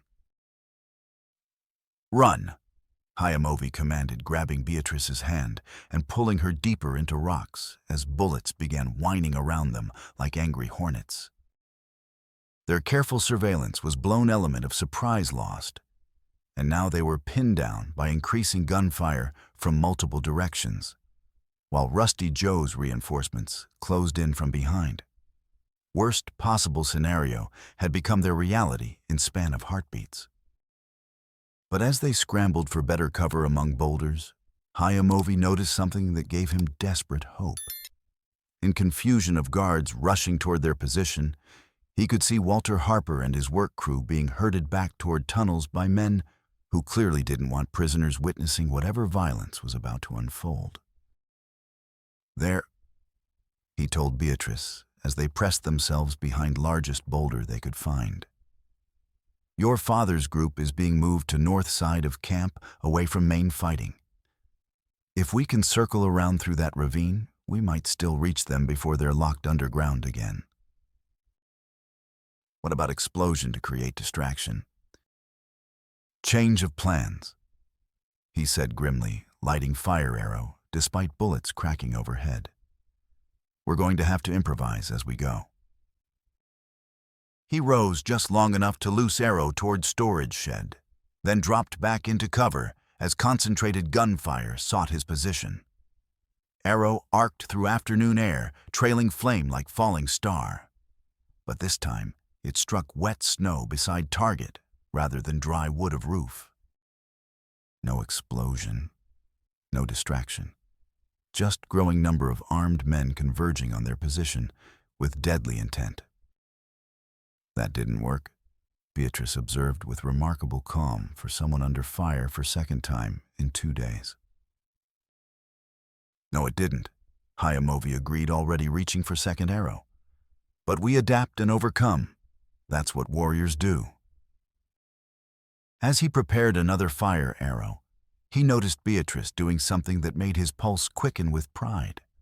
Instead of cowering behind their boulder, she was systematically scanning surrounding terrain, identifying alternate escape routes and potential ambush positions with eyes that had learned to think like predator rather than prey. She was becoming dangerous, he realized. Not just survivor, but someone who could fight back effectively when survival demanded it. The transformation was remarkable to witness.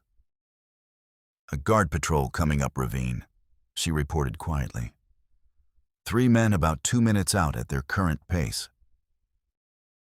"See them," he confirmed, impressed by her tactical awareness. "Can you shoot that pocket revolver I gave you?" "I can try. Papa taught me basics when I was younger, though I've never shot at person before. Aim center mass, squeeze trigger slowly, don't jerk it. And remember, they're trying to kill us, so don't hesitate when moment comes." Second fire arrow caught properly this time, striking storage shed's roof and immediately setting ancient timbers ablaze. For a long moment, nothing else happened as flames spread across wooden shingles toward whatever explosive materials lay stored inside. Then she'd reached blasting powder. Explosion lit entire gulch like daylight thunderous roar that echoed off mountainsides and sent debris raining down across camp like deadly hail from angry sky. Windows shattered throughout facility, men shouted in terror and confusion, horses reared in panic at sudden violence that seemed to come from everywhere and nowhere simultaneously. In chaos that followed, Hayamovi saw their opportunity. Now, while they're confused and disoriented, They sprinted through smoke and falling debris toward north side of camp, where Walter Harper's work crew was being held. Behind them, guards who'd been pursuing them were now running toward burning shed to fight fires that threatened entire operation. But their desperate charge toward freedom was interrupted by a figure that materialized from smoke, like vengeful spirit Noon Shadow himself, gun drawn, and pale eyes reflecting firelight with cold intelligence that promised death without mercy for anyone who dared interfere with his employer's business. "End of line," the gunfighter said quietly, weapon trained steady on Beatrice's chest. "Both of you hands where I can see them." Hayamovi calculated distances and angles with desperate precision. But Noon's shadow was too good. Positioned too well, weapon already cocked and ready. Any sudden movement would result in Beatrice's death, and that was price he couldn't pay regardless of consequences. "Drop gun belt," Noon's shadow commanded. Slowly, no sudden movements.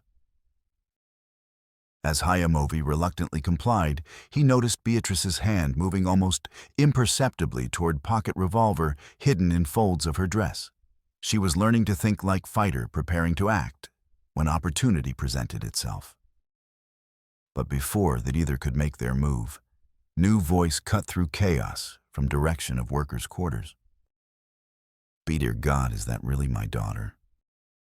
Walter Harper stood 30 yards away, having broken free from his guards during confusion following explosion. His face was gaunt and marked by suffering, but his eyes blazed with fierce joy at seeing his child alive and fighting for their family's honor. "Papa." Beatrice called back, tears streaming down her face as she saw him standing free for first time in over a month. Noon Shadow's attention flickered toward sound of reunion. Pale eyes calculating whether father represented additional threat to be eliminated. That split-second distraction was all Hayamovi needed. He dove sideways, tackling gunfighter around waist as Noon Shadow's pistol discharged with thunderous roar. Bullet went wide, striking rock face behind where Beatrice had been standing moment before. They went down in tangle of arms and legs, fighting desperately for control of weapon that would determine who lived and who died in next crucial seconds.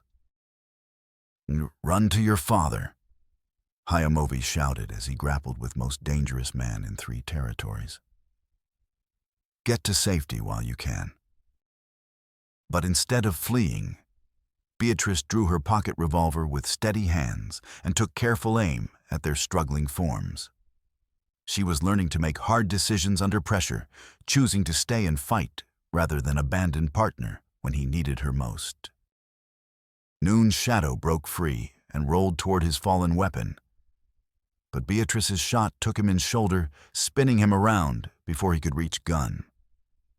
Not fatal wound, but enough to even odds significantly. "That's for Papa and everyone else you've hurt," she said with satisfaction that held no cruelty, only justice finally served after too much delay. Hayamovi retrieved Noon Shadow's weapon and helped wounded gunfighter to his feet, keeping barrel pressed against his spine to discourage any thoughts of continued resistance. "Your operation is finished," he told pale-eyed killer. "Federal authorities are already on their way with warrants and military support." As if summoned by his words, sound of approaching horses echoed through smoke-filled gulch, not more of Rusty Joe's men, but organized cavalry patrol flying federal colors and commanded by uniformed marshal whose authority transcended territorial politics. Marshal Crawford, United States Attorney General's office, announced weathered man in his 50s as he surveyed scene of destruction and captured criminals. "Someone here sent very interesting telegraph about systematic fraud and forced labor scheme." Violet Morrison had succeeded in getting their message through, after all, using Railroad's independent communication system to bypass local corruption and reach honest federal authorities who could act with real power. That would be us, Beatrice said with quiet pride, still holding smoking revolver that had helped save all their lives. We have evidence of everything: forged documents, slave labor records, murder, and conspiracy at highest levels of territorial government. 6 months later, morning sun painted rolling hills of Harper Valley in shades of gold and green that spoke of land recovering from winter with surprising resilience and renewed promise. Beatrice stood beside completed fence line that would soon enclose their first substantial horse herd, watching Mountain Creek that bordered their expanded property run clear and strong, with snowmelt that guaranteed abundant water through driest summer months. Hayamovi emerged from their new barn, larger and more substantial than originally planned, with hammer still in hand, an expression of deep satisfaction that had replaced haunted look he'd carried since his brother's death. Structure was coming together faster than either had dared hope, thanks partly to help from neighbors who'd moved into region after Dietrich's criminal network had been completely dismantled by federal prosecution. "Federal marshals coming up road," he said, pointing to official wagon approaching through valley that now connected their property to civilized commerce and communication. Marshal Crawford arrived minutes later, carrying newspapers from Denver that detailed final sentencing of territorial corruption cases, plus official documents that would change their lives forever. "Miss Harper, Mr. Hayamovi," he said with rare smile as he climbed down from wagon. "I have excellent news from territorial capital. Final sentences were handed down yesterday, and justice has been served completely." He handed them newspaper whose headlines told story of largest corruption cleanup in Colorado Territory's history. Jasper Dietrich, 25 years federal prison. Jacob Dietrich, 20 years. Arthur Noon shadow life imprisonment. "More than we dared hope for," Beatrice said with satisfaction that carried no vindictiveness, only peace that comes with seeing right finally triumph over might. "There's something else." Crawford continued producing official envelope sealed with territorial governor's wax. "Expanded land patent as compensation for your role in exposing criminal conspiracy, plus formal appointment as Deputy United States Marshals for this district." The document granted them additional 120 acres of prime grazing land, along with authority to investigate federal crimes and maintain law enforcement throughout region they now called home. It was foundation for prosperity and security that could last generations if managed with wisdom their partnership had already demonstrated. That evening, as they sat together on porch of their completed cabin, watching sun set over expanded holdings that stretched toward mountains, Beatrice leaned against Hayamovi's shoulder, with comfortable intimacy that had developed through months of shared work, shared danger, and gradually acknowledged love that transcended cultural boundaries. "Do you ever wonder what might have happened if you'd ridden away that day in town?" she asked softly. "Sometimes I consider alternatives," he replied honestly. "But then I remember that some choices don't leave room for regret. Maheoo brought us together for reasons larger than our individual understanding." She turned to study his profile in fading light, noting changes that months of peaceful labor and genuine happiness had brought to features once marked by loss and barely controlled anger at injustices he'd witnessed. "Violet asked me something yesterday that I've been thinking about." "What did she ask?" "When we're going to make our partnership official through proper ceremony, according to both white law and Cheyenne custom." Hayamovi remained quiet while watching their horses graze peacefully in gathering dusk, considering question that had been unspoken between them for weeks, despite mutual understanding of feelings that had grown stronger with each shared challenge and triumph. "What did you tell her?" "That such decisions required careful thought and mutual agreement between equal partners." Beatrice's smile carried mixture of shyness and determination that had become characteristic of her transformed personality. But maybe it doesn't have to be as complicated as I was making it seem. Before he could respond, she stood and walked to cabin door with movement that suggested important revelation. Then she turned back with expression that combined nervousness and excitement in proportions that made his pulse quicken. "There's something you should know before we discuss marriage seriously." She produced water-stained document from apron pocket marriage certificate showing union between Walter Harper and Marie Crow Feather, dated 16 years earlier when both participants had been much younger. "Your mother was Cheyenne," he said with dawning understanding of why Beatrice had seemed so familiar from their very first meeting. "Half Cheyenne by blood." She confirmed with smile that revealed pride in heritage she was only now beginning to understand fully. Her father was white trader, but her mother belonged to your band, according to family stories Papa shared. Marie Crow Feather was your grandmother's sister's daughter. Final piece of puzzle fell into place with crystalline clarity that made everything about their relationship feel like destiny rather than mere chance encounter. All those months of wondering why they seemed to understand each other instinctively, why their partnership felt so natural despite cultural differences that should have created barriers. It was blood calling to blood across boundaries that had never been as absolute as either society pretended. According to traditional law, she continued with growing confidence, "I could be formally adopted into band if I chose that path. And if I married Cheyenne Warrior, our children would be accepted as full tribal members with all rights and protections that provides."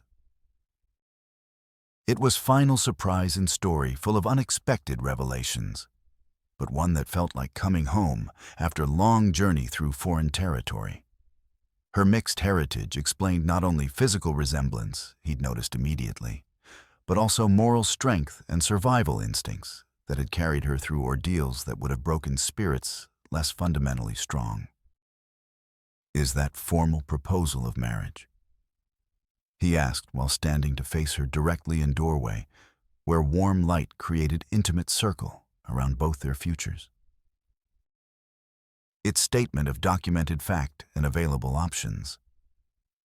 She replied with directness that had become one of her most attractive characteristics. "What you choose to do with that information depends entirely on your own feelings and desires." Hayamovi moved closer to study face that had become precious to him through shared dangers and growing trust that had evolved into love. Neither had expected, but both treasured. Behind them lay their land, their horses, their joint future built through honest work and mutual respect. Ahead lay whatever challenges territorial development might bring, but they would face them together as equal partners in every sense possible. "I love you, Beatrice Harper," he said with simplicity that carried weight of absolute commitment. "And I want to spend rest of my life building something worthy of your father's memory and your mother's heritage." "I love you too, Hayamovi," she replied while reaching up to touch his cheek with fingers that carried scents of bread dough and horse leather domestic aromas that spoke of home and belonging. "Whatever name I take, whatever ceremonies we choose to honor, whatever children we're blessed to raise together." When he kissed her, it tasted like morning coffee and evening stars, like all small domestic pleasures they would share in years to come, mixed with promise of adventures they would face as law enforcement partners serving justice throughout territory that had been redeemed through their courage and determination. 1 year later, their wedding was celebrated in meadow, behind cabin, with guests representing both cultures and every social level of rapidly growing community. They served as deputy marshals and successful ranchers. Celebration lasted until dawn, with music that blended fiddle tunes and tribal drums in harmony that perfectly captured integration of lives, traditions, and communities that their marriage represented. When final guests departed and eastern hills glowed with rose and gold of new day, Hyamovi and Beatrice Harper Crow feathers stood together on their expanded land, watching horses graze in perfect peace while their first child grew beneath her heart.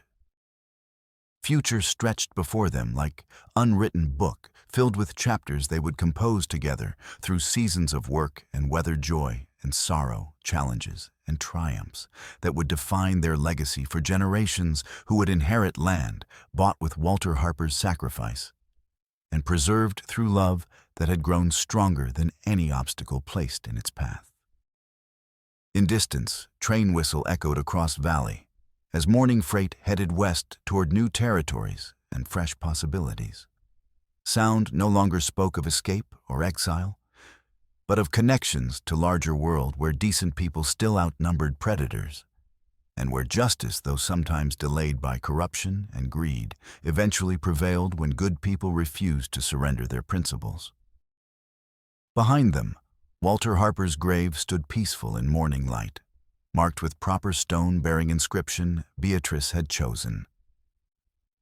He stood for what was right and taught his daughter to do the same, Nemehotse vehon hesimo. The Cheyenne words meant, he walks the honorable path, and they seemed perfect tribute to man whose life had ended in tragedy, but whose example continued inspiring others to choose courage over comfort when justice demanded sacrifice. As morning sun climbed higher above valley that bore his name, Walter Harper's legacy lived on, through daughter who'd learned his lessons well, and husband who'd chosen to honor them through actions rather than words. Justice had come to Colorado territory, carried by two people who'd refused to accept that might made right, creating foundation for community, where such tragedies need never happen again. It was by any measure happy ending earned through sacrifice and sealed with hope for future that belonged to them completely and forever.